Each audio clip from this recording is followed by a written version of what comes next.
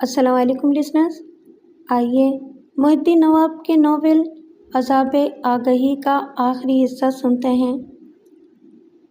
इस लम्हे पर रोना भूल गई, पेशगोई के पहले लम्हे से लेकर अब तक जिसे वो रोती आई थी, और इसके दिमाग के किसी खाने में ये बात थी कि जब तक वो पेशगोई पूरी नहीं होगी या गलत साबित नहीं होगी उस वक्त तक करार नहीं आएगा, और अगर कभी गलत साबित ना होती तो वो रोती ही रहेगी। अब वो दुरुस्त साबित हो गई थी। इसके दिमाग से जैसे कोई अनजाना सा बोझ उतर गया था। जो होनी थी आखिर हो गई। इसने इधर उधर देखा। सिराने ही छोटी सी मेज़ पर एक शीशी खुली पड़ी थी। इसमें से कुछ गोलियां बाहर बिखरी हुई थीं। वो लपक कर उधर गई। इस शीशी में ख्वाब आवर गोलियां रखी हुई थीं। इसे कभी 2 कभी 3 खिलाई जाती थीं। इसके बाद वो किसी हद तक सो सकता था, लेकिन आज जाने इसने कितनी गोलियां खा ली थीं। वो वहाँ से दौड़ते हुए बाहर गई। महल्ले के डॉक्टर को जाकर इतला दी। डॉक्टर ने इनकार में सर हिलाकर कहा, मैं इस केस में मुलविस नहीं होना चाहता। मुमकिन है मर्डर केस हो। पहले पुलिस को इतला दें, इसके बाद मैं वहाँ आऊँगा। बहरहाल वो बात पुलिस वालों तक पहुँची। पुलिस वालों से समद बुखारी तक पहुँची। उसने वहाँ आकर बशीर अहमद की लाश देखी। फिर कहा, अगर इसने खुदकुशी की है तो यकीनन अपने पीछे कोई तहरीर छोड़ी होगी। कमरे में पुलिस इंस्पेक्टर, 4 सिपाही, एक डॉक्टर, बेगम और समद बुखारी थे। इंस्पेक्टर ने बेगम से पूछा, सुबह तुम अपने शोहर को छोड़कर कहाँ गई थीं? आज अदालत में पेशी थी, मैं वहाँ गई थी। जाने से पहले तुम्हारे और बशीर अहमद के दरमियान क्या बातें हुई थीं? कोई झगड़ा हुआ था? नहीं, झगड़ा तो नहीं हुआ था, मगर वो चिड़चिड़े हो गए थे। बात बात पर नाराज़ हो जाते थे, गुस्सा दिखाते थे। आज उन्होंने किस बात पर गुस्सा दिखाया था? क्या कह रहे थे? बेगम ने एक टेप रिकॉर्डर की तरफ देखते हुए कहा, आज मैं ये रिकॉर्डर बेचने जा रही थी। हम ऐसे तंगदस्त हो गए हैं कि घर का सामान बेचकर गुजारा होता है। उन्होंने कभी किसी सामान को बेचने से इनकार नहीं किया, लेकिन टेप रिकॉर्डर पर एतराज़ किया। कहने लगे, आज इसे रहने दो, कल चाहो तो जाकर बेच देना। समद बुखारी ने चौंक कर पूछा, क्या सिर्फ आज ही बेचने के लिए मना किया था? दूसरे दिन बेचने पर राज़ी था? जी हाँ, वो यही कह रहे थे कि मैं इसे आज घर से ना ले जाऊं। समद बुखारी तेज़ी से चलता हुआ टेप रिकॉर्डर के पास पहुंचा। फिर इसने इसमें लगे हुए इस पोल को देखा। टेप रिकॉर्डर के तार को स्विच बोर्ड से मुंसलिक करने के बाद टेप को रिवाइंड किया। जब वो रिवाइंड हो चुका तो स्टॉप करने के बाद इसे ऑन किया। थोड़ी देर तक खामोशी रही।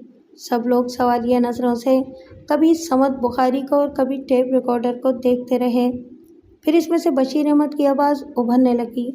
वो कह रहा था, इस लड़के ने मेरी ज़िंदगी को मौत से बदतर बना दिया है। पहले इसकी माँ इसे मनूस कहती थी, आसिफ ज़दा कहती थी, तो मैं हंसता था। मुझे यकीन नहीं था, लेकिन अब यकीन हो चुका है। ये जो कहता है वो ही होता है। लेकिन मैं इस तरह हर लम्हा सहम सहम कर मरना नहीं चाहता। मैंने अपने आप को बहुत संभालने की कोशिश की, लेकिन जिस शख्स को अपनी मौत का यकीन हो जाए, इसे फिर तकदीर भी नहीं संभाल सकती। कैंसर के मरीज़ एक मखसूस मियाद से ज़्यादा ज़िंदा रह सकते हैं, लेकिन वो इसीलिए मर जाते हैं कि इन्हें अपनी मौत का यकीन हो जाता है। मैंने लम्हा लम्हा मरते हुए आखिर फैसला कर लिया कि एक ही बार मर जाना बेहतर है। मैं इस तरह इस मनूस लड़के की पेशगोई को ठुकरा सकता हूँ। वो कहता है कि बरसात के मौसम में मेरी मौत होगी। मैं कहता हूँ कि अभी होगी और इसी लम्हे होगी। ये लो, मैं शीशी खोलकर ख्वाब आवर गोलियाँ निकाल रहा हूँ। जितनी मेरी मुट्ठी में आएंगी इतनी हलक से उतार लूँगा। मैंने खिड़की से बाहर देख लिया है। न बादल गरज रहे हैं, न बिजलियाँ चमक रही हैं और न ही बारिश हो रही है।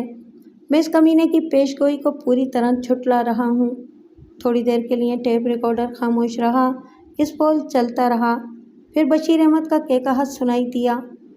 वो कह रहा था, इंतज़ार ख़त्म हो गया। मैंने मौत को अपने अंदर उतार लिया है। अब अपने जिस्म के किले से बाहर नहीं जाने दूंगा। मौत अगर मेरे अंदर से परवाज़ करेगी तो मेरी ज़िंदगी के साथ परवाज़ करेगी। आह, कितना सुकून मिल रहा है। अब जबकि मुझे अपनी मौत का बिल्कुल यकीन हो गया है तो मैं अपने इन तमाम जुराइम का एतराफ़ करता हूँ जो कानून की नज़रों से अब तक छुपे हुए हैं। मैं एतराफ़ करता हूँ कि मुनीर अहमद का कातिल मैं हूँ।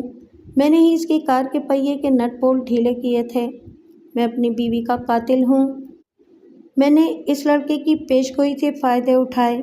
जब मुझे मालूम हुआ कि वो अपनी माँ की चूड़ियों के टूटने की बातें कर रहा है तो मैंने तदबीर सोच ली। सोचा कि जब भी भाईजान इस घर से बाहर कार में बैठकर जाएंगे तो फिर वापस नहीं आ सकेंगे। दूसरी बार शायद काशिफ पेशगोई न करता, लेकिन वो अपने एक हमउम्र साथी से कह रहा था कि वो क्या करे। इसे तसव्वुर में केक काटने का एक चाकू दिखाई देता है और इसके साथ ही एक औरत की लाश नज़र आती है, और ये बात वो अपनी अम्मी से नहीं कह सकता क्योंकि सब इसे मनूस कहते हैं और इसकी पेशगोई से डरते हैं। ये बात मैंने छुपकर सुन ली थी। मैंने इस मौके से भी फ़ायदा उठाया और अपनी बीवी को कत्ल करने के बाद जिस चाकू से कत्ल किया था इसे काशिफ के हाथ में पकड़ा दिया। वो अपने होशो हवास में नहीं था क्योंकि मैंने इसे वही ही जान अंगेज़ इंजेक्शन लगा दिया था। हाँ, मैं ये भी एतराफ़ करता हूँ कि मैंने इसे पागल बनाए रखने की हद्दुल इम्कान कोशिश की। जब भी मुझे या पागल खाने के मेरे अपने साथियों को शुबा होता कि इसे नॉर्मल करार दे दिया जाएगा या कोई ऑफिसर संजीदगी से इसके मुतालिक तहकीकात करेगा तो हम में से कोई मौका पाकर इसे ही जान अंगेज़ इंजेक्शन लगा देता था। इस तरह हम इसे पागल साबित करते आ रहे थे। चंद लम्हों तक फिर टेप रिकॉर्डर खामोश रहा। इस पोल चलता रहा। इसके बाद फिर इसकी लड़खड़ाती हुई आवाज़ सुनाई दी, लेकिन ये क्या? जब मैं मर रहा हूँ तो मेरा दिमाग रोशन हो रहा है।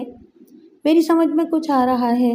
अगर वो पेशगोई करता था और इसकी बात सच होती थी और इसे वक्त से पहले बहुत कुछ मालूम हो जाता था तो इसे ये क्यों नहीं मालूम होता था कि हम किस वक्त इसे ही जान अंगेज़ इंजेक्शन लगाने वाले हैं। हाँ, इसे कभी ये मालूम ना हो सका और हम इसे इंजेक्शन लगा देते थे। फिर ये कि पेशगोई है क्या भला? और ये बालिश भर का छोकरा भला क्या पेशगोई करेगा? इसने तो कहा था कि इसने अपनी माँ की चूड़ियों को टूटते हुए देखा है। इसका मतलब ये तो नहीं था कि वाकई इसकी माँ बेवा हो जाती, इसका बाप मर जाता। ये तो मैं था जिसने इसके बाप को मारा था। इसी तरह इसने हाथ में केक काटने का चाकू देखा था और किसी औरत की लाश देखी थी। कोई ज़रूरी तो नहीं था कि वो मेरी बीवी यानी काशिफ की चच्ची की लाश होती। वो तो मैंने इसकी चच्ची को कत्ल किया था। वो पागल का बच्चा कह सकता है कि ये इसकी पेशगोइयाँ थीं, लेकिन मैं दावे से कहता हूँ कि वो सब मेरे कातिलाना मंसूबे थे। नहीं, मैं मरना नहीं चाहता। मुझसे बड़ी नादानी हुई। मैंने ये गोलियां खाकर बहुत बड़ी गलती की। इसके साथ ही उपकाइयों की आवाज़ सुनाई थी।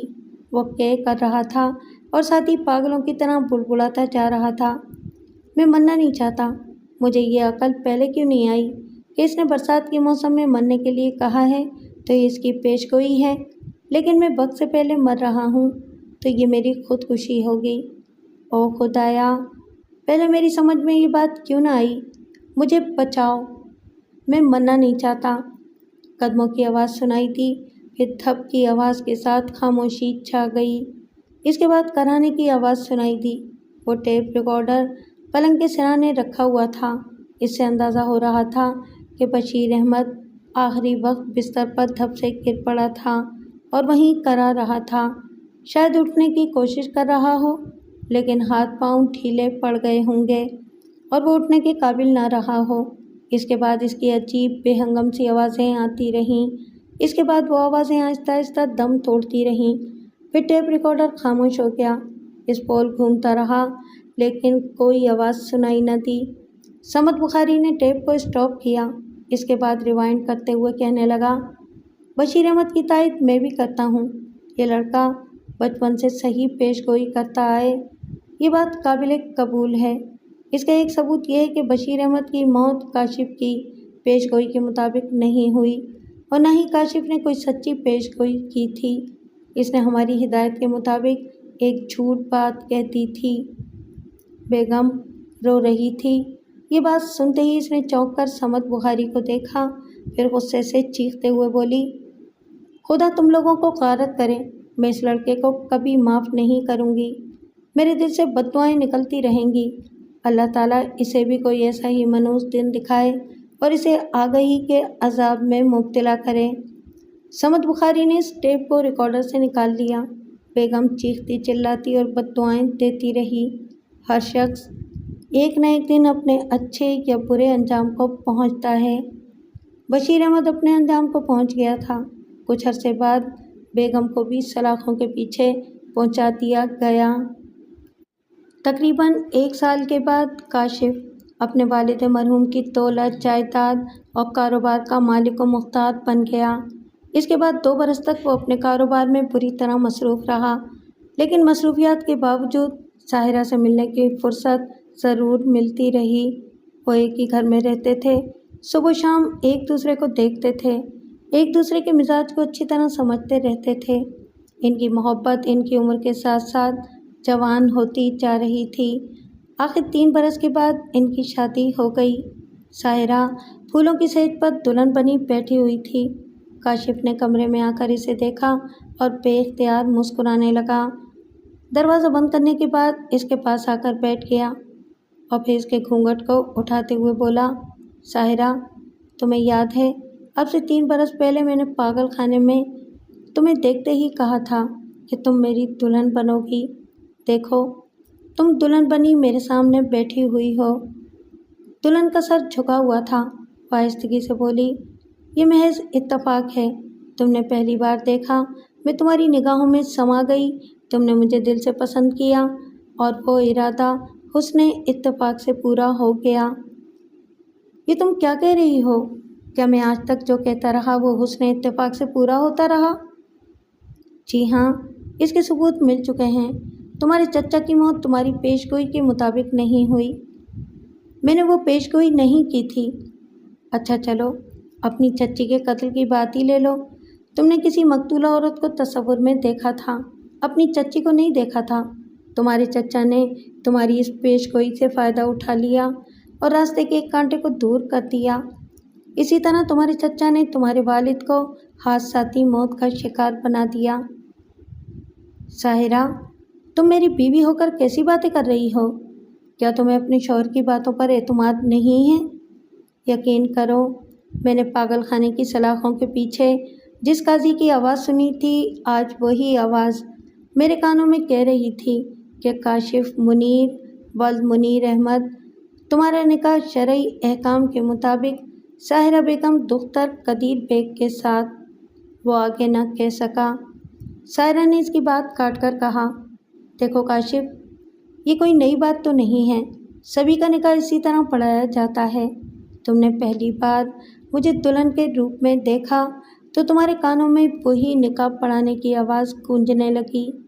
اگر کوئی محبوبہ کو دلہن کے روپ میں دیکھے اور ایک دن اسے اپنی دلہن بنا لے تو اس کا شمار پیش گوئی کرنے والوں میں تو نہیں ہوتا۔ وہ ناراض ہو کر اس کے پاس سے اٹھ گیا، دوسری طرف صوفے پر آ کر بیٹھ گیا۔ ساحرہ نے گھونگھٹ کی اوٹ سے دیکھ کر پوچھا، تم وہاں کیوں چلے گئے؟ اس نے کوئی جواب نہیں دیا۔ دلہن نے پھر پوچھا، کیا ناراض ہو گئے؟ وہ خاموش رہا۔ کاشف، ہماری زندگی کی، ازدواجی زندگی کی یہ پہلی رات ہے۔ ہم آج سے بہت ہی خوشگوار زندگی کی ابتدا کر رہے ہیں۔ ہمیں اب مسکراتے رہنا چاہیے، ناراضگی اچھی نہیں لگتی۔ تم نے ہی میری مسکراہٹ ختم کر دی۔ کیا ایک شوہر یہ برداشت کر سکتا ہے کہ بیوی اسے جھوٹا سمجھے؟ میں تمہیں جھوٹا نہیں کہہ رہی ہوں، سچا بھی تو نہیں سمجھ رہی ہو۔ میں تمہیں سچا نہیں سمجھوں گی تو اور کسے سمجھوں گی؟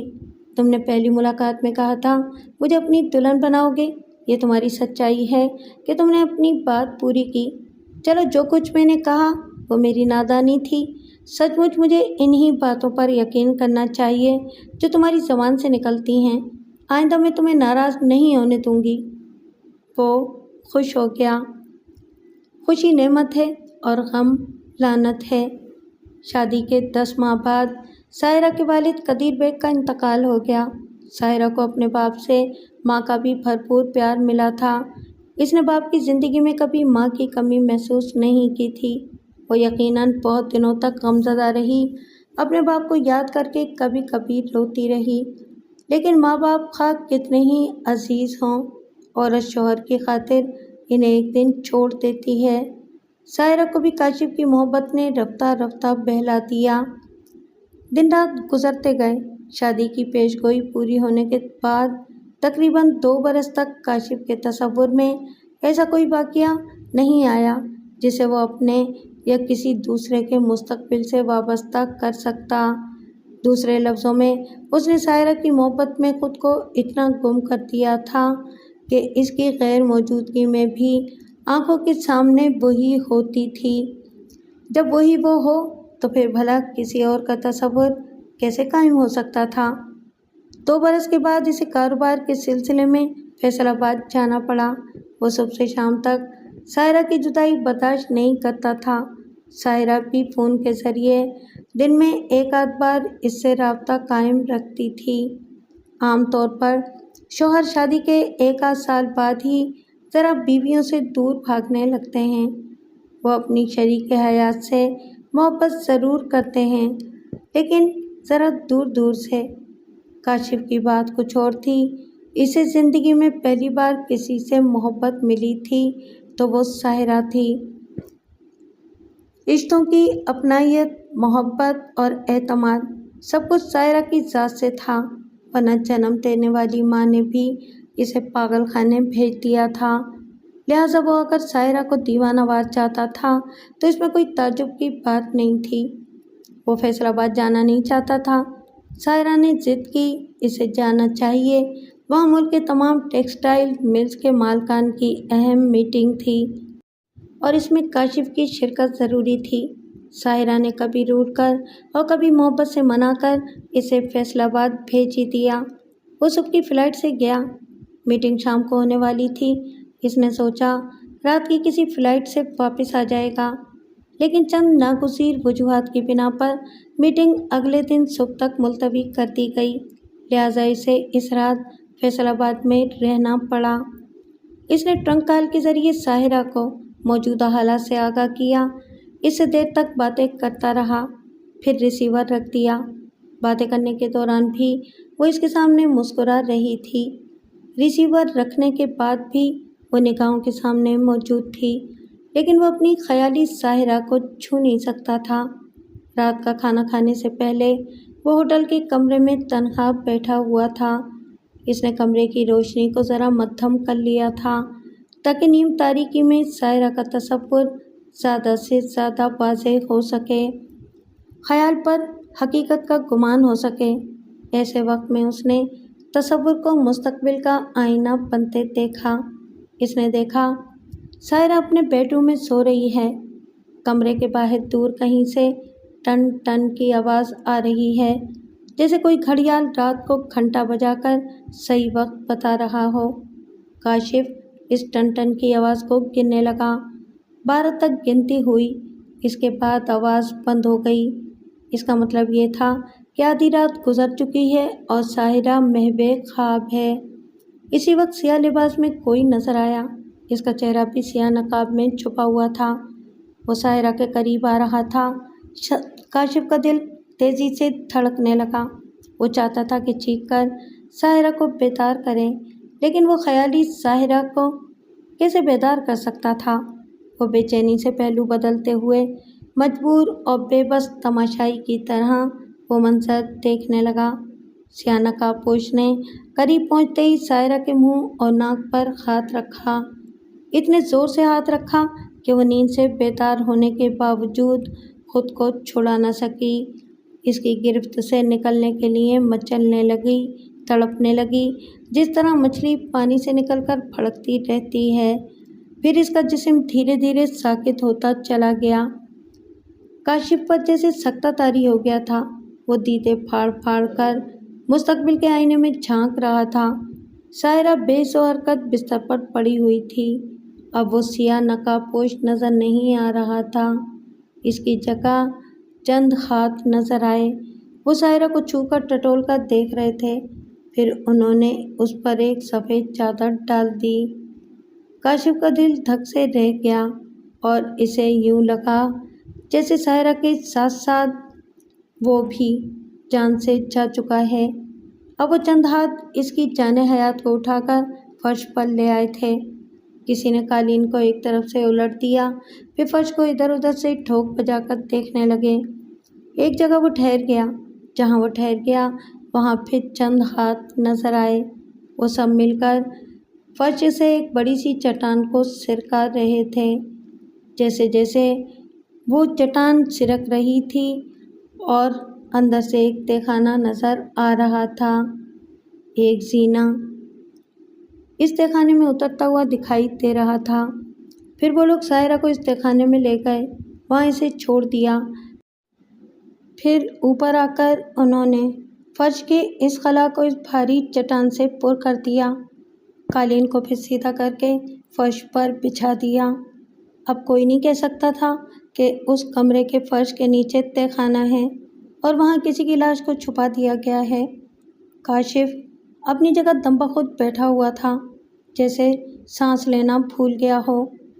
وہ تہخانے کے اندر اپنی سائرہ کو دیکھنا چاہتا تھا، لیکن وہ اپنی مرضی سے کچھ نہیں دیکھ سکتا تھا۔ مستقبل کا آئینہ جو دکھاتا وہی دیکھ سکتا تھا، اور اس وقت آئینہ دکھا رہا تھا کہ جن لوگوں نے اسے تہخانے میں چھوڑ دیا تھا اب وہ وہاں سے جا رہے تھے، ایک ایک قدم اٹھا رہے تھے۔ کاشف کسی ارادے کے بغیر ان قدموں کو گننے لگا۔ گنتے گنتے جب 40 قدم پورے ہو گئے، یعنی وہ لوگ اس تہخانے سے 40 قدم دور چلے گئے، تو اچانک سائرہ کی چیخ سنائی دی۔ وہ ایک دم سے لرز گیا۔ یہ کیا؟ وہ تو مردہ ہو چکی تھی، اسے مردہ سمجھ کر تہخانے میں چھوڑ دیا گیا تھا۔ اس نے آنکھیں پھاڑ پھاڑ کر دیکھا، اب اسے سائرہ نظر آ رہی تھی۔ وہ چیخ رہی تھی، میں کہاں ہوں؟ مجھے نکالو یہاں سے، یہاں میرا دم گھٹ رہا ہے۔ وہ زور زور سے سانس کھینچ رہی تھی، جیسے سانس لینے میں تکلیف محسوس ہو رہی ہو۔ پھر وہ دوڑتے ہوئے تہخانے کے سینے تک آئی۔ وہاں گھٹن تھی، گرمی تھی، تاریکی تھی، اسے کچھ سجائی نہیں دے رہا تھا۔ وہ زینے کو ٹٹولتے ہوئے، ہانپتے ہوئے اوپر چڑھتی جا رہی تھی۔ پھر وہ زینے کی اوپری سیڑھی پر پہنچ گئی، جہاں وہ بھاری چٹان رکھی ہوئی تھی۔ وہ اس چٹان کو وہاں سے وہاں سے ہٹانے کی ناکام کوشش کرنے لگی، کیونکہ وہ اس کے بس کی بات نہیں تھی۔ پتہ نہیں کتنے ہاتھوں نے اسے اس کی جگہ سے ہٹایا تھا، اسے تہخانے میں پہنچایا تھا، پھر اس چٹان کو واپس اس کی جگہ رکھ دیا تھا۔ وہ اکیلی یہ کام نہیں کر سکتی تھی، اس لیے پھر چیخنے لگی، بچاؤ، مجھے بچاؤ کاشف، تم کہاں ہو؟ مجھے یہاں سے نکالو، میں مر رہی ہوں، مجھے بچا لو، میں ابھی مرنا نہیں چاہتی۔ وہ چیخ رہی تھی، ایک ہاتھ سے سر کے بالوں کو نوچ رہی تھی، دوسرے ہاتھ سے اس چٹان کو مار رہی تھی اور آوازیں دیے جا رہی تھی۔ اسی وقت مستقبل کا آئینہ صاف ہو گیا۔ کاشف کی نگاہوں کے سامنے منظر ختم ہو گیا، یوں جیسے آئینہ دھندلا گیا ہو۔ وہ تڑپ کر اپنی جگہ سے اٹھ گیا۔ اس نے کھڑے ہو کر آنکھیں پھاڑ پھاڑ کر پھر دیکھنے کی کوشش کی، لیکن اسے کچھ نظر نہیں آیا۔ تب وہ دوڑتا ہوا ٹیلی فون کے پاس گیا، ریسیور اٹھا کر ہوٹل کے ایکسچینج والوں سے رابطہ قائم کیا، ان سے درخواست کی کہ جتنی جلدی ہو سکے کراچی میں اس کے گھر کے نمبر سے رابطہ قائم کیا جائے۔ وہ فوری رابطہ ہونے پر زیادہ سے زیادہ ادائیگی کے لیے تیار ہے۔ پھر اس نے کسی ٹریول ایجنسی کے نمبر طلب کیے۔ اس نمبر پر رابطہ قائم ہوتے ہی اس نے پوچھا، کیا آج رات کراچی کے لیے کوئی فلائٹ ہے؟ جواب ملا، کل شام سے پہلے کوئی فلائٹ نہیں ہے۔ اس نے فوراً ریسیور رکھ دیا، کیونکہ سائرہ سے رابطہ قائم ہونے والا تھا۔ وہ بے چینی سے فون کو دیکھنے لگا، ادھر سے ادھر ٹہلنے لگا۔ سمجھ میں نہیں آ رہا تھا کہ سینکڑوں میل کا سفر ایک پل میں کیسے طے کر لے اور سائرہ کے پاس پہنچ جائے۔ ایسا تو اسی صورت میں ہو سکتا تھا کہ جب اس کے پر لگ جاتے، اور یہ ممکن نہیں تھا۔ فون کی گھنٹی بجنے لگی۔ اس نے لپک کر ریسیور اٹھایا، کان سے لگایا تو ایکسچینج کے ایک آپریٹر نے اس کا نام پوچھنے کے بعد کہا، آپ ہولڈ آن کریں، رابطہ قائم کرایا جا رہا ہے۔ اس نے جلدی سے کہا، operator please listen to me, میری التجا ہے کہ جتنی دیر بات کروں آپ وقت نوٹ کرتے جائیں، لیکن رابطہ منقطع نہ کریں۔ جو بھی بل بنے گا میں ابھی ہوٹل والوں کے ذریعے ادا کر دوں گا۔ دوسری بار آپ میری آئندہ کی کال بک کر لیں اور پلیز ان اوقات میں میرا اسی نمبر پر رابطہ قائم کرا دیں۔ میں آپ کا احسان مند رہوں گا۔ آپ اس سلسلے میں جو مطالبہ کریں گے میں اسے پورا کر دوں گا۔ آپریٹر نے کہا، آپ آئندہ کس وقت کال بک کرانا چاہتے ہیں؟ آپ نوٹ کریں، آدھی رات کو 11:50 پر، یعنی 12 بجنے سے 10 منٹ پہلے۔ دوسری کال آدھی رات کو 2 بجے، تیسری کال صبح 6 بجے۔ ان تمام کالوں کے لیے وہی شرط ہے کہ ہم جتنی دیر باتیں کریں آپ وقت نوٹ کر لیا کریں، لیکن ہم سے پوچھے بغیر رابطہ منقطع نہ کریں۔ آپریٹر سے باتیں کرنے کے بعد ساحرہ کی آواز سنائی دی، ہیلو کاشف، کیا بات ہے؟ اس نے پوچھا، تم خیریت سے ہو؟ بالکل خیریت سے ہوں، ابھی 1 گھنٹہ پہلے تو ہم نے فون پر بات کی تھی۔ ہاں، مگر اب حالات کچھ اور ہیں۔ دیکھو ساحرہ، میں نے مستقبل کے آئینے میں تمہیں دیکھا ہے۔ اوہ گاڈ، اتنے عرصے کے بعد پھر تمہیں مستقبل کا آئینہ نظر آ گیا؟ ساحرہ، میری باتوں کو جھوٹ نہ سمجھنا۔ سنو، پہلے ریسیور ایک طرف رکھ کر اپنے کمرے کے دروازے اور کھڑکیوں کو اچھی طرح سے بند کر لو تاکہ کوئی آ نہ سکے۔ بھائی، یہاں کون آ سکتا ہے؟ باہر چوکیدار ہے، کوٹھی میں ملازم ہے، پھر میرے پاس بیڈ روم میں ریوالور رہتا ہے۔ تمہیں آخر کس بات کا اندیشہ ہے؟ وہ بولا، میں صحیح طور پر تو کہہ نہیں سکتا۔ آج رات کو یا کسی بھی رات کو 12 بجے کوئی تمہاری خوابگاہ میں داخل ہوگا اور وہ تمہیں قتل کرے گا۔ تمہیں محتاط رہنا چاہیے۔ تم اپنے انکل صمد بخاری کو اپنے پاس بلا لو یا ان سے درخواست کرو کہ وہ تمہارے لیے حفاظتی انتظامات کریں۔ پلیز کاشف، اگر یہ بات انکل کو معلوم ہوئی تو وہ تمہاری ذہنی حالت پر شبہ کریں گے۔ دیکھو ساحرہ، میں نے معلوم کیا ہے تمہارے پاس پہنچنے کے لیے کل شام سے پہلے کوئی فلائٹ نہیں ہے۔ میں یہاں مجبور ہوں۔ میں چاہتا ہوں کہ کسی طرح میرے آنے تک تم محفوظ رہو۔ اس کے بعد میں ہر رات تمہاری حفاظت کے لیے تمہارے پاس موجود رہا کروں گا۔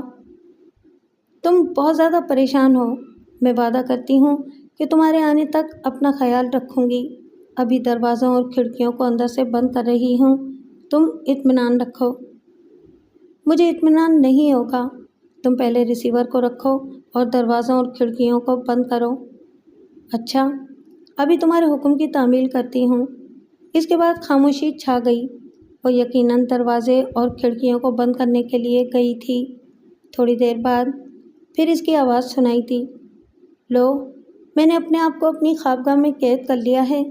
جب تک تم نہیں کہو گے میں دروازہ کھول کے باہر نہیں جاؤں گی، اور جب تک میں نہیں کہوں گا تم دروازہ کھول کر کسی ملازم کو بھی اندر نہیں آنے دو گی۔ اچھا بابا، جو کہہ رہے ہو وہی کروں گی۔ اور کچھ؟ ہاں، میں نے آج رات کے لیے 3 کالیں بک کرائی ہیں۔ ایک تو 12 بجے سے 10 منٹ پہلے تم سے رابطہ قائم کروں گا، پھر 2 بجے رات کو اور پھر 6 بجے صبح کو۔ وہ خوش ہو کر بولی، کاشف، تم مجھے کس قدر چاہتے ہو؟ مجھ سے رابطہ قائم کرتے رہنے، میری آواز سنتے رہنے اور مجھے اپنے قریب سے قریب تر محسوس کرنے کے لیے تم نہ تو مجھے سونے دو گے نہ خود سو گے۔ مجھے اس بات کی خوشی ہے کہ میں نہیں جانتی کہ تم نے مستقبل کے آئینے میں کیا دیکھا ہے، اور جو کچھ دیکھا ہے وہ پورا ہوگا یا نہیں۔ میرے لیے اس سے بڑھ کر خوشی اور فخر کی بات اور کیا ہو سکتی ہے کہ میرا سرتاج مجھ سے سینکڑوں میل دور جا کر بھی میرے بغیر نہیں رہ سکتا۔ تم اپنے ریوالور کو اچھی طرح چیک کرو، پوری طرح لوڈڈ ہے یا نہیں۔ ذرا دیر کی خاموشی کے بعد ساحرہ نے کہا، میں نے چیک کر لیا ہے، یہ لوڈ ہے۔ ساحرہ، جب میں بچہ تھا تب ہماری کوٹھی تعمیر کی گئی تھی۔ میں نہیں جانتا کہ ہمارے اس بیڈ روم کے نیچے کوئی تہہ خانہ ہے یا نہیں۔ تم ابھی وہاں کا قالین الٹ کر معلوم کر سکتی ہو کسی کمرے کے نیچے کسی تہخانے کا سراغ کس طرح لگایا جاتا ہے، یہ میں تمہیں بتاتا ہوں۔ سائرہ نے کہا، تم کیا بتاؤ گے؟ ہماری خوابگاہ پہلی منزل پر ہے اور خوابگاہ کے نیچے گراؤنڈ فلور کا بڑا سا ڈرائنگ روم ہے۔ کیا تم پیشین گوئی کرنے کی دھن میں اپنی کوٹھی کا نقشہ بھول گئے ہو؟ کاشف نے ایک ہاتھ سے اپنے سر کو کھجاتے ہوئے کہا، اوہ، یہ تو میں بھول ہی گیا تھا، لیکن میں نے اس خوابگاہ کے نیچے تہخانہ دیکھا ہے۔ یہی تو میں کہتی ہوں، اگر یہ باتیں تم دوسروں کے سامنے کہو گے تو وہ پھر تمہاری ذہنی حالت پر شبہ کرنے لگیں گے۔ پلیز کاشف، کوئی ایسی بات نہ کرو جس سے دوسروں کو تمہارے پاگل پن کا ثبوت مل سکے۔ کیا تم سمجھتی ہو کہ میں اس وقت نارمل نہیں ہوں؟ تم بالکل نارمل ہو۔ میں ایک شریک حیات کی حیثیت سے تمہارے ایک ایک لفظ پر یقین کرتی ہوں۔ میرے سوا کسی اور کے سامنے پیش گوئی نہ کرو۔ میرے متعلق تمہیں مستقبل کے آئینے میں جو کچھ بھی دکھائی دیتا ہے تم اسے میرے اور اپنے درمیان رکھو۔ اگر دوسروں سے کہو گے تو بات بگڑ جائے گی۔ میں نہیں چاہتی کہ لوگ تمہاری ذہنی حالت پر شبہ کریں۔ اچھی بات ہے، تم وعدہ کرو پوری طرح محتاط رہو گی، آج رات جاگتی رہو گی، میرے فون کا انتظار کرتی رہو گی اور کسی کو کمرے میں نہیں آنے دو گی۔ میں تمہارے ہر حکم کی تعمیل کروں گی۔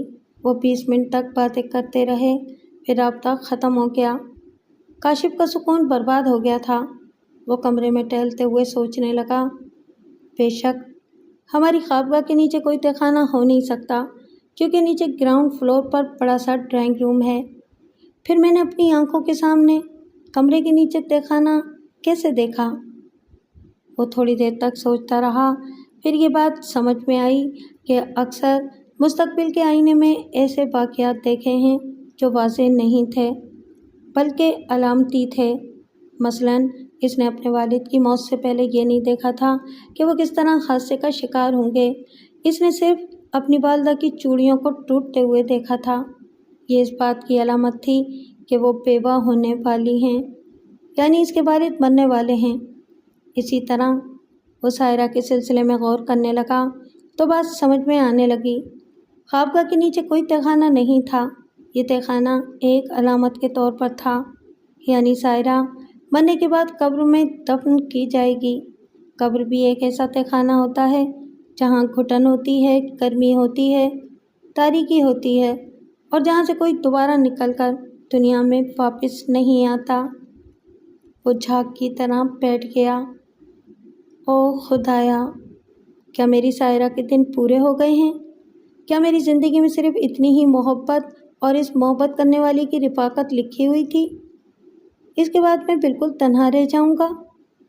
میرے مالک، میرے معبود، اسے میری عمر دے دے، کوئی ایسا راستہ دکھا دے کہ اس کی موت ٹل جائے۔ مجھے ایسی روشنی دکھا دے میرے معبود۔ زندگی کی روشنی ایک ہی بار ملتی ہے، اگر بار بار ملتی تو سب سے زیادہ التجا آمیز اور متاثر کن دعائیں ماؤں کی ہوتی ہیں۔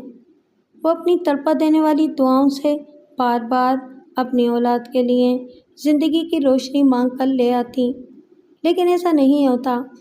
ماں کی دعاؤں کی بات یاد آئی تو اسے امی کی بد دعا یاد آئی۔ اس کی امی نے کہا تھا، اللہ تعالیٰ تمہیں بھی آگہی کے عذاب میں مبتلا کرے۔ وہ گھبرا کر اٹھ گیا، پھر ٹہلنے لگا۔ آج اسے پتہ چلا کہ آگہی کا عذاب کیا ہوتا ہے۔ دوسروں کے متعلق پیشین گوئی کر دینا، انہیں مستقبل کے حالات بتا دینا نہایت آسان بھی ہوتا ہے اور دلچسپ بھی، لیکن یہی دلچسپی اپنے لیے جان کا عذاب بن جاتی ہے۔ زندگی میں پہلی بار اس نے تڑپ کر سوچا، کاش مجھے مستقبل کے حالات معلوم نہیں ہوتے۔ سائرہ کو چپ چاپ اپنے وقت پر موت آتی، وہ مر جاتی، وہ اس کا ماتم کرتا، صدمہ سہتا اور پھر رفتہ رفتہ دنیا کے کاروبار میں مصروف ہو جاتا۔ لیکن یہ وقت سے پہلے آگہی، سامنے محبوب زندہ ہو اور ہر لمحہ مرتا ہوا نظر آ رہا ہو تو محبوب سے محبت کرنے والا کس کرب میں مبتلا ہوتا ہے، یہ صرف کاشف ہی سمجھ رہا تھا، یا پھر اس سے پہلے اس کی امی سمجھتی رہی ہوں گی۔ اسی لیے تو انہوں نے جلے دل سے بددعا دی تھی۔ 12 بجنے سے 10 منٹ پہلے سائرہ سے پھر رابطہ قائم ہو گیا۔ وہ اس سے باتیں کرنے لگا۔ سائرہ نے کہا، میں نے تمہاری گھڑی سے اپنی گھڑی ملا لی ہے۔ اس وقت 12 بجنے میں 5 منٹ باقی ہیں۔ وہ 5 منٹ بھی باتوں میں گزر گئے۔ ٹھیک 12 بجے دور کہیں کوئی گھڑیال ٹن ٹن کی آواز کے ساتھ آدھی رات کا اعلان کر رہا ہوگا، لیکن موت اپنی آمد کی ایک ذرا آہٹ بھی نہیں سناتی۔ کاشف کا دل تیزی سے دھڑک رہا تھا۔ وہ ریسیور کان سے لگائے ساحرہ کو باتوں میں مصروف رکھنا چاہتا تھا تاکہ اس کی زندگی کا یقین ہوتا رہے۔ ساحرہ کو کسی بات کا اندیشہ نہیں تھا۔ وہ صرف اپنے شوہر کی خوشی کے لیے اس کی ہاں میں ہاں ملاتی رہتی تھی۔ 12:05 پر اس نے کہا، دیکھو کاشف، وقت گزر گیا، تمہاری پیش گوئی درست ثابت نہیں ہوئی۔ اس نے کہا، ہو سکتا ہے ہماری گھڑی 10 منٹ آگے ہو۔ وہ 10 منٹ بھی گزر گئے۔ کاشف نے کہا، اب میری سمجھ میں یہ آ رہا ہے کہ تمہارے کمرے میں کوئی قاتل نہیں آئے گا، بلکہ یہ ایک علامت ہے۔ جو تمہارے کمرے میں سیاہ نقاب پہنے آیا تھا وہ قاتل نہیں بلکہ موت تھی، اور موت بند کمرے میں بھی آ جاتی ہے۔ اب تم مجھے ڈرانا چاہتے ہو؟ حوصلہ رکھو، دراصل میں کسی قاتل کے متعلق سوچ رہا تھا، لہٰذا احتیاطی تدابیر کے لیے تمہیں پیش گوئی سنائی تھی۔ اب وہ بات نہیں ہے، تم آرام کرو، موت کا وقت ٹل گیا ہے۔ میں 2 بجے پھر تم سے رابطہ قائم کروں گا۔ 2 بجے بھی رابطہ قائم ہوا، پھر صبح 6 بجے بھی رابطہ قائم ہوا۔ وہ زندہ تھی۔ اس رات 12 بجے موت کا وقت ٹل گیا تھا۔ دوسری رات وہ اپنی سائرہ کے پاس پہنچ گیا اور اپنے وعدے کے مطابق اس نے اسے تنہا نہیں چھوڑا۔ اس رات بھی وہ 12 بجے تک انتظار کرتا رہا، اس کے ساتھ جاگتا رہا، اسے جگاتا رہا، بظاہر ہنستا بولتا رہا، لیکن اندر ہی اندر اندیشوں میں گھرا رہا۔ موت یقیناً فکر اور اندیشوں سے بہتر ہے، کیونکہ آتی ہے تو ایک بار مار کر چلی جاتی ہے۔ فکر اور اندیشے آہستہ آہستہ مارتے رہتے ہیں۔ کاشف کی حالت بدلنے لگی۔ وہ راتوں کو پوری نیند نہیں سوتا تھا، 12 بجے تک ضرور جاگتا تھا۔ اس کے بعد ساحرہ اسے محبت سے تھپک تھپک کر سلا دیتی تھی، تب بھی وہ چونک چونک کر اٹھ جاتا تھا۔ دیکھتا تھا وہ گہری نیند سو رہی ہے اور زندہ ہے تو پھر وہ سونے کی کوشش کرتا تھا، لیکن ہوتا یہی تھا کہ ساری رات سکون سے نیند نہیں آتی تھی۔ صبح اٹھ کر کبھی شیو بناتا تھا، کبھی یوں ہی چلا جاتا تھا۔ ساحرہ اسے سلیقے کا لباس پہننے پر مجبور کرتی تھی، لیکن کبھی اس کی قمیض کا کوئی بٹن کھلا رہتا اور کبھی آدھی قمیض پتلون سے باہر نکلی رہتی، کبھی نیکٹائی کی گرہ غلط نظر آتی، بال بکھرے ہوتے، چہرے سے وحشت برستی رہتی۔ ایک دن سمت بخاری نے پوچھا، یہ تم نے اپنی کیا حالت بنا رکھی ہے؟ کچھ نہیں، بس یوں ہی ذرا کاروباری پریشانی ہے۔ مجھ سے جھوٹ مت بولو، ساحرہ نے سب کچھ بتا دیا ہے۔ تم اپنی بچگانہ پیش گوئی سے باز نہیں آؤ گے؟ انکل، میں سچ کہتا ہوں، میں نے جو دیکھا ہے وہ پورا ہوگا۔ میری ساحرہ مجھ سے بچھڑ جائے گی۔ یہ پاگل پن ہے۔ اگر تم اپنی بات پر بس ضد رہے تو ساحرہ تو زندہ ہی رہے گی، مگر تم اس دنیا سے اٹھ جاؤ گے۔ آپ میرا ساتھ دینے کا وعدہ کریں تو میں ہنسی خوشی زندگی کی قدر کروں گا اور زندہ رہنے کی کوشش کروں گا۔ تم کس طرح کا تعاون چاہتے ہو؟ یہی کہ خدا نخواستہ ساحرہ کی موت واقع ہو تو پہلے ڈاکٹروں سے اس کی موت کی تصدیق کرائی جائے۔ یقیناً کوئی بھی مرتا ہے تو ڈیتھ سرٹیفکیٹ حاصل کیا جاتا ہے۔ ایک بات اور، ساحرہ کی موت واقع ہو اور اسے قبر میں دفن کر دیا جائے تو اس کے بعد ہم قبر کھود کر اسے دیکھیں گے۔ سمت بخاری نے ایسے چونک کر اسے دیکھا جیسے کسی پاگل کو دیکھ رہا ہو۔ پھر اس نے سخت لہجے میں پوچھا، کیا تم اپنے ہوش میں ہو؟ جب ہم اپنی آنکھوں کے سامنے اسے دفن کر دیں گے تو پھر دوبارہ قبر کھود کر دیکھنے کا کیا مطلب ہوا؟ انکل، آپ نہیں سمجھتے۔ ایسا ہوتا ہے کہ مرنے کے بعد سانس واپس آ جاتی ہے۔ ہو سکتا ہے ہم اسے دفنا کر قبرستان سے واپس آ جائیں اور وہ زندہ ہو جائے، باہر نکلنے کی کوشش کریں۔ سمت بخاری نے غصے سے کہا، تم پاگل ہو گئے ہو۔ اگر یہ بات ساحرہ نے سن لی تو وہ دہشت زدہ رہے گی۔ اس کے دماغ میں یہ بات سمجھ آئے گی کہ مرنے کے بعد انسان زندہ ہو سکتا ہے، اس کی سانس واپس آ سکتی ہے، اور اگر قبر کے اندر اس کی سانس آئے گی تو اس کی کیا حالت ہوگی؟ کیا تم اس کی موت سے پہلے اسے مار ڈالنا چاہتے ہو؟ میں نہ تو اسے دہشت زدہ کرنا چاہتا ہوں، نہ وقت سے پہلے مارنا چاہتا ہوں۔ میں نے اپنی پیش گوئی سناتے وقت یہ نہیں بتایا ہے کہ وہ مرنے کے بعد زندہ ہو سکتی ہے۔ یہ تم نے دانشمندی کا ثبوت دیا ہے، اور آئندہ کسی بھی جذباتی لمحے میں یہ بات منہ سے نہ نکالنا۔ میں آپ کی ہر بات مانتا رہوں گا، آپ بھی میری یہ ایک بات مان لیں۔ ہرگز نہیں۔ کیوں نہیں؟ ایسا ہوتا ہے، کسی کو دفنانے کے بعد کسی وجہ سے قبر دوبارہ کھودی جاتی ہے نا؟ ہاں، اس کی ٹھوس وجوہات ہوتی ہیں، کسی محافظ قانون سے اجازت لی جاتی ہے۔ تو ہم بھی اجازت لیں گے؟ تمہیں اجازت نہیں ملے گی۔ میں نے سنا ہے کہ میاں بیوی کا رشتہ صرف زندگی کی سانس چلنے تک ہوتا ہے، مرنے کے بعد بیوی نامحرم ہو جاتی ہے، شوہر اس کا چہرہ نہیں دیکھ سکتا۔ تم اسے کیسے دیکھو گے؟ آپ نے یہ سب کچھ اپنے بزرگوں سے سنا ہے، لیکن ہم کسی عالم دین سے رجوع کریں گے، اس مسئلے کے متعلق دریافت کریں گے۔ ہو سکتا ہے مجھے اپنی بیوی کا چہرہ دیکھنے کی اجازت مل جائے۔ اجازت ملے گی تب بھی میں ایسا کرنے نہیں دوں گا۔ آخر دوبارہ قبر کھودنے کی کوئی ٹھوس وجہ ہونی چاہیے۔ میں نے دیکھا ہے، اپنے تصور میں دیکھا ہے، مستقبل کے آئینے میں دیکھا ہے، وہ تہہ خانے کے اوپر پڑی ہوئی وزنی چٹان کو ہٹانے کی کوشش کر رہی تھی، چیخ رہی تھی، کہہ رہی تھی کہ مردہ نہیں ہے، اس کی سانس واپس آ گئی ہے، وہ زندہ رہنا چاہتی ہے، اسے وہاں سے نکالا جائے۔ صمد بخاری نے دونوں ہاتھوں سے اپنے سر کو تھام کر کہا، کاشف، اگر تم میری بھتیجی کے شوہر نہ ہوتے تو میں اسی وقت تمہیں پاگل خانے بھجوا دیتا۔ آئندہ مجھ سے اس قسم کی احمقانہ گفتگو نہ کرنا۔ آپ مجھے احمق یا پاگل کیوں سمجھتے ہیں؟ تم نے جو بھی پیش گوئی کی ہے وہ محض تمہارا اپنا وہم تھا، ورنہ تم جب بھی اپنے منہ سے کوئی بات نکالتے تھے تو تمہارا وہ شاطر چاچا اس پر عمل کرتا تھا اور بالآخر تمہاری پیش گوئی کو درست ثابت کر دیتا تھا۔ کیا تم نے اس کا وہ بیان ٹیپ ریکارڈر کے ذریعے سنا نہیں تھا؟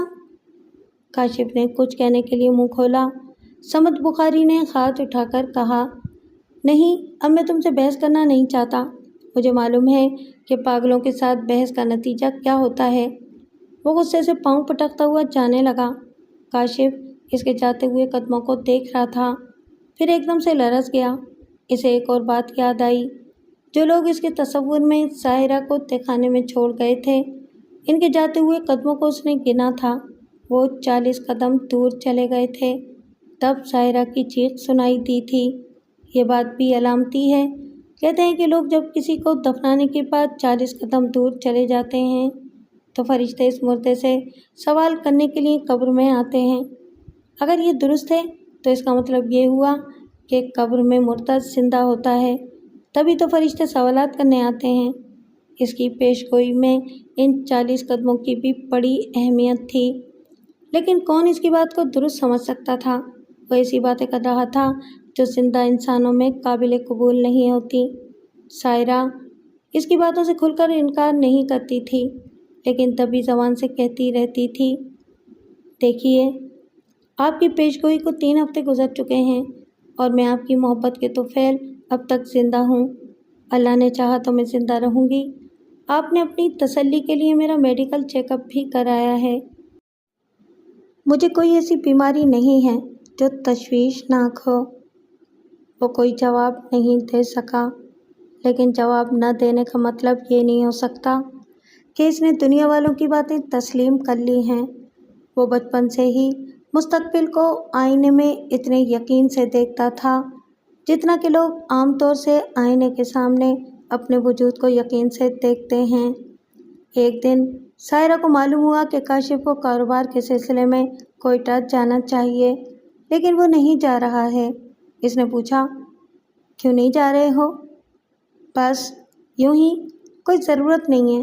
اللہ تعالیٰ کے کرم سے ہماری آمدنی اتنی ہے کہ کسی کاروباری معاملے میں میرا خود جانا ضروری نہیں ہے۔ اچھی خاصی آمدنی ہونے کا یہ مطلب تو نہیں ہے کہ کاروبار کو مینیجر اور جنرل مینیجر کے بھروسے پر چھوڑ دیا جائے۔ تمہیں ضرور جانا چاہیے۔ میں تمہیں چھوڑ کر نہیں جاؤں گا، سائرہ نے پریشان ہو کر کہا۔ تم دن بدن بچے بنتے جا رہے ہو۔ اچھا، اگر میں تمہارے ساتھ کوئٹہ چلوں تو؟ وہ راضی ہو گیا۔ دوسرے ہی دن وہ کوئٹہ پہنچ گئے۔ وہاں ان کی مل کے کپڑوں کا ایک تھوک بیوپاری تھا جس نے انہیں ہوٹل میں ٹھہرنے نہیں دیا، ضد کر کے اپنے ہاں لے آیا۔ اس کی صرف ایک بیوی اور ایک بچہ تھا، رشتہ داروں کی بھیڑ نہیں تھی، اس لیے وہ وہاں 2 دن قیام کرنے پر راضی ہو گئے۔ میزبان بزنس مین نے ان کے لیے ایک اچھا سا کمرہ مخصوص کر دیا تھا۔ کاشف نے وہاں بھی سائرہ کو تنہا نہیں چھوڑا، حتیٰ کہ رات کو 12 بجے تک جاگتا رہا۔ اپنے معمول کے مطابق آدھی رات کو سونے کے باوجود کبھی کبھی وہ بیدار ہو جاتا تھا اور اٹھ کر سائرہ کو دیکھتا تھا اور پھر مطمئن ہو کر سو جاتا تھا۔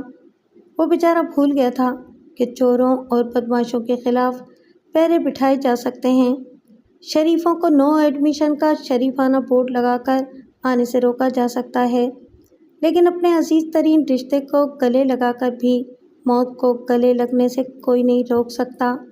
دوسری رات 12 بجنے میں صرف چند سیکنڈ رہ گئے تھے کہ اچانک زلزلے کے جھٹکے محسوس ہوئے۔ اس کے ساتھ ہی دور دور تک لوگوں کے چیخنے چلانے کی آوازیں سنائی دیں۔ اچھی خاصی بھگدڑ مچ گئی۔ وہ بھی سائرہ کو لے کر اس کمرے سے نکلنا چاہتا تھا کہ دوسری بار زلزلے کا زبردست جھٹکا آیا۔ سائرہ کا ہاتھ اس کے ہاتھ سے چھوٹ گیا۔ اس کی چیخ سنائی دی لیکن وہ اسے دیکھ نہ سکا۔ چھت کا کچھ حصہ ان کے درمیان گر پڑا تھا۔ پھر یہ کہ زلزلے کے آغاز سے ہی تاریکی چھا گئی تھی۔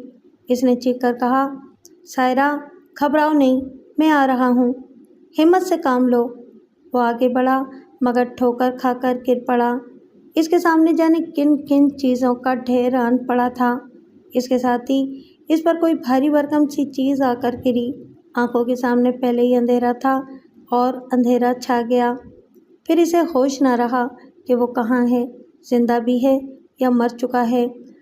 جب اس کی آنکھ کھلی تو اس نے خود کو ایک اجنبی ماحول میں پایا۔ اس کے سر میں شدید تکلیف تھی۔ وہ زیادہ دیر تک آنکھیں نہ کھول سکا، پھر آنکھیں بند کر کے اس ماحول کو محسوس کرنے لگا۔ تب پتہ چلا وہ کسی اسپتال میں ہے۔ اسے بڑی کمزوری سی محسوس ہو رہی تھی۔ وہ دوبارہ آنکھیں کھول نہ سکا، پھر گہری نیند میں ڈوب گیا۔ دوسری بار آنکھ کھلی تو ڈاکٹر اس کی نبض ٹٹول رہا تھا۔ وہ خالی خالی آنکھوں سے اسے دیکھنے لگا۔ ایک نرس اسے انجیکشن لگا رہی تھی۔ ڈاکٹر نے اس کے ہاتھ کو تھپک کر کہا، you will be all right in no time. ایک وارڈ بوائے نے اسے ذرا سہارا دے کر اٹھایا، اسے دودھ پلایا گیا، پھر اس کی آنکھیں بند ہونے لگیں۔ اب تک دوبارہ آنکھیں کھولنے کے باوجود وہ سائرہ کو یاد نہ کر سکا کیونکہ خود اپنے آپ میں نہیں تھا۔ اس پر ایسی مردنی چھائی ہوئی تھی جیسے برائے نام زندہ ہو۔ آنکھیں تو کھول رہا ہو لیکن دماغ کام نہ کر رہا ہو۔ وقت گزرنے لگا، وہ غفلت کے عالم میں پڑا رہا۔ جب تیسری بار آنکھ کھلی تو وہ قدرے ہوش و حواس میں تھا۔ اسے کچھ کھلایا گیا۔ کھانے کے بعد نرس دوا لے کر آئی۔ نرس کا چہرہ دیکھتے ہی ایک دم سے سائرہ کا مسکراتا ہوا چہرہ نگاہوں کے سامنے آیا۔ وہ ہڑبڑا کر اٹھتا ہوا اپنے اوپر کی چادر کو ایک طرف پھینکتا ہوا اچھل کر فرش پر کھڑا ہو گیا، پھر چیخ کر بولا، سائرہ تم کہاں ہو سائرہ؟ نرس گھبرا کر پیچھے ہٹ گئی تھی۔ وارڈ بوائے نے آ کر اسے پکڑ لیا، پھر کہا، آپ پریشان نہ ہوں، آپ کے ایک عزیز آپ کو تلاش کرتے ہوئے یہاں پہنچ گئے ہیں۔ اس نے وارڈ بوائے کو جھنجھوڑتے ہوئے کہا، مجھے ان کے پاس لے کے چلو، مجھے بتاؤ کہ سائرہ کہاں ہے۔ وارڈ بوائے نے اس کی رہنمائی کی۔ اسپتال کے انکوائری کاؤنٹر کے پاس اسے پہنچا دیا۔ وہاں سے صمد بخاری کو اطلاع دی گئی۔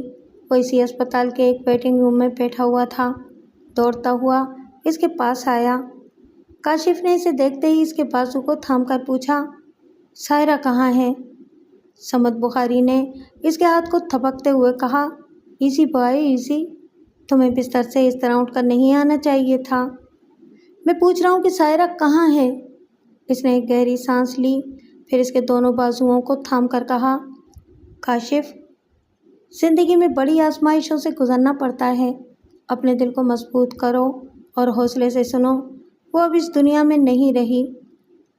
کاشف نے یک بارگی چیخ کر کہا، نہیں، وہ نہیں مر سکتی، مجھے اس کے پاس لے کے چلو، اس کی لاش کہاں ہے؟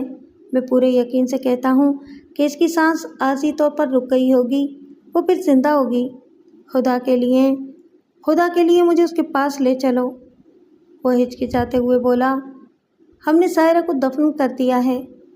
وہ چیخ کر بولا، یہ جھوٹ ہے، آپ ایسا نہیں کر سکتے ہیں، میں اس کا شوہر ہوں، میری اجازت کے بغیر اسے دفن نہیں کیا جا سکتا۔ ہوش میں آؤ، تم نہیں جانتے کہ کتنے عرصے تک یہاں اسپتال میں پڑے رہے ہو، اس کا انتقال ہوئے 50 گھنٹے گزر چکے ہیں، میں نے اسے کم سے کم 36 گھنٹے تک تمہارے انتظار میں رکھا، مگر سرد خانے میں VIP لاشیں آ رہی تھیں، جب تک ان لاشوں کے عزیز و اقارب نہ آتے اس وقت تک سرد خانے میں سائرہ کے لیے گنجائش نہیں نکل سکتی تھی۔ میں مجبور تھا، مجھے مجبور کیا جا رہا تھا کہ آفت زدہ علاقوں میں لاشوں کا تعفن برداشت نہیں کیا جا سکتا، تب میں نے مجبور ہو کر اسے دفن کرا دیا۔ آپ اس کی لاش کراچی لے جا سکتے تھے، وہاں کے کسی سرد خانے میں رکھوا سکتے تھے۔ وہ مر چکی تھی اور تم زندہ ہو، میں تمہارے لیے تشویش میں مبتلا تھا، تمہیں چھوڑ کر اس کی لاش کراچی کیسے لے جا سکتا تھا؟ ڈاکٹروں کی طرف سے بھی تصدیق ہو چکی تھی کہ وہ مر چکی ہے، پھر اس کی آخری رسومات ادا کرنے میں دیر کیوں کرتا؟ میں آپ سے بحث نہیں کرنا چاہتا، آپ مجھے فوراً اس کی قبر پر لے کے چلیں۔ ابھی لے چلتا ہوں، لیکن ڈاکٹروں سے پوچھ تو لوں کہ تم وہاں تک جانے کے قابل ہو یا نہیں۔ میں وہاں تک جاتے جاتے مر جاؤں گا، لیکن ضرور جاؤں گا، مجھے کسی ڈاکٹر سے نہیں پوچھنا ہے، آپ نہیں لے جائیں گے تو میں قبرستان میں جا کر اسے پکارتا رہوں گا اور بھٹکتا رہوں گا۔ صمد بخاری نے اس کی دیوانگی کو تشویش بھری نظروں سے دیکھا، پھر کہا، آؤ میرے ساتھ۔ وہ تھوڑی دیر بعد صمد بخاری کے ساتھ ایک جیپ کار میں بیٹھا قبرستان کی طرف جا رہا تھا اور دھیرے دھیرے بڑبڑا رہا تھا، میں جانتا ہوں میری بات پر کوئی یقین نہیں کرتا، آپ بھی نہیں کرتے تھے، اسی لیے آپ نے میرا انتظار کیے بغیر اسے قبر میں اتار دیا۔ میں یہ کرب کس طرح برداشت کر رہا ہوں یہ میں جانتا ہوں، مجھے جلدی لے چلیے۔ یہاں کے بہت سے راستوں میں رکاوٹیں پیدا ہو گئی ہیں، درخت گر گئے ہیں، عمارتیں زمین بوس ہو گئی ہیں، میں دوسرے راستے سے تمہیں وہاں تک لے جا رہا ہوں۔ کیا آپ زلزلے کی خبریں پڑھ کر یہاں آئے تھے؟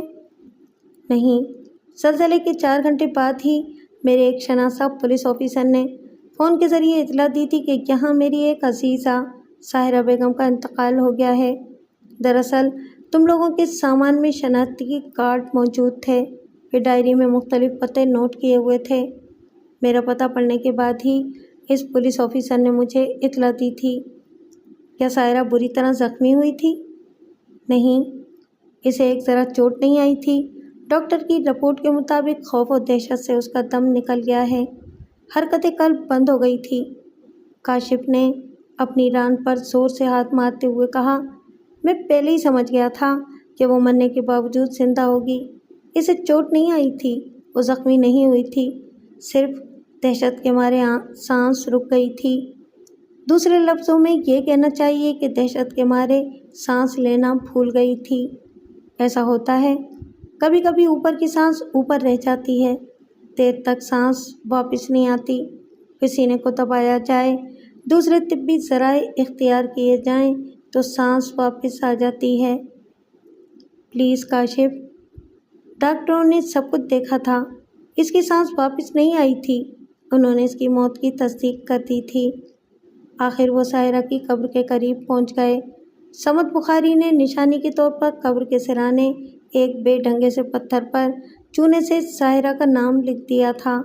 اس کی قبر پر پہنچتے ہی کاشف گھٹنے ٹیک کر قبر سے لپٹ گیا، کہنے لگا، اسے کھود کر میری ساحرہ کو دکھاؤ، وہ زندہ ہے، انکل، میں قسم کھا کر کہتا ہوں کہ وہ زندہ ہے۔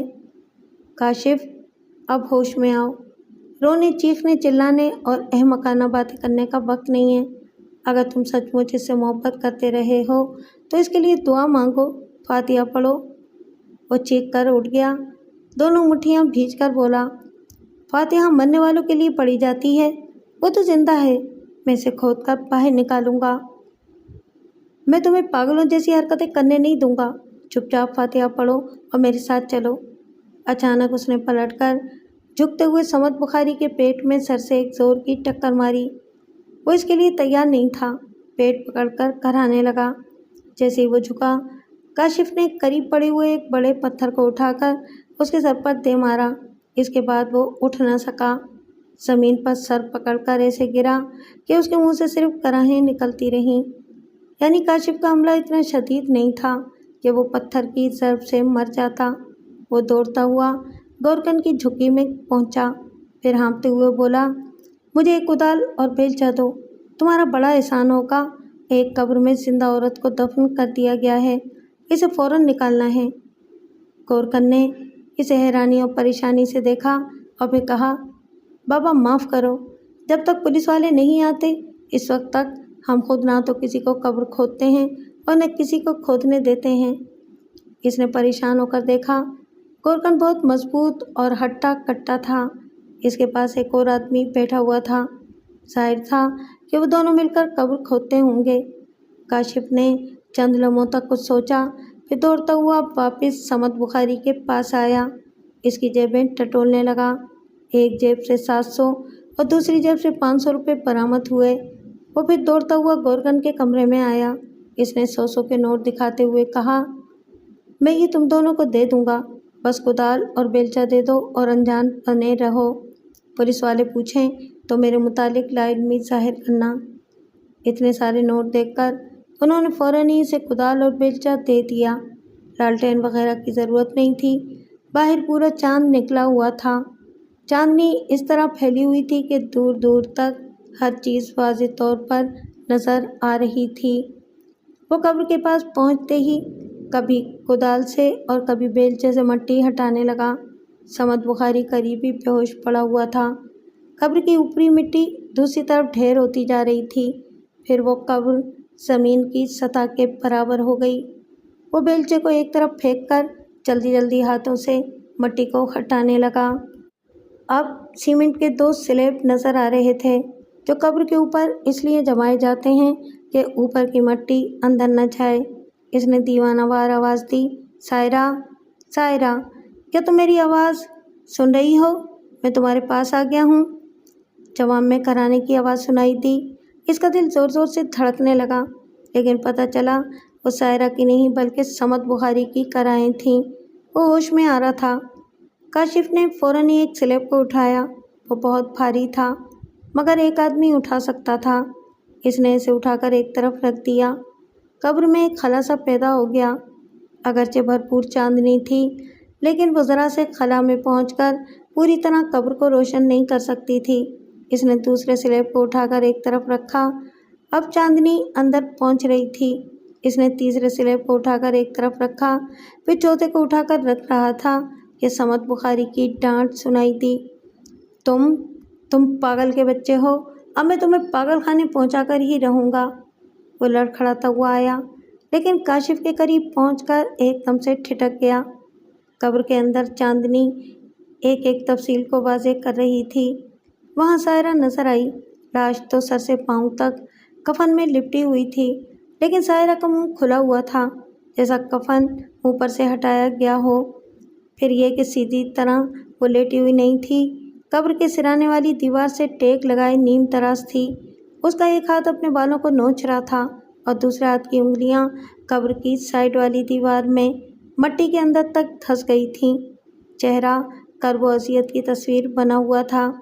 इसके फैले हुए दीदे आने वालों पर जमे हुए थे। काशिफ का सर चकराया। वो गिरना ही चाहता था कि समद बुखारी ने उसे संभाल लिया। देर हो चुकी थी, बहुत देर हो चुकी थी। जाने वालों के 40 कदम पूरे होने से पहले इसे पहुंच जाना चाहिए था। आह, बहुत देर हो चुकी थी।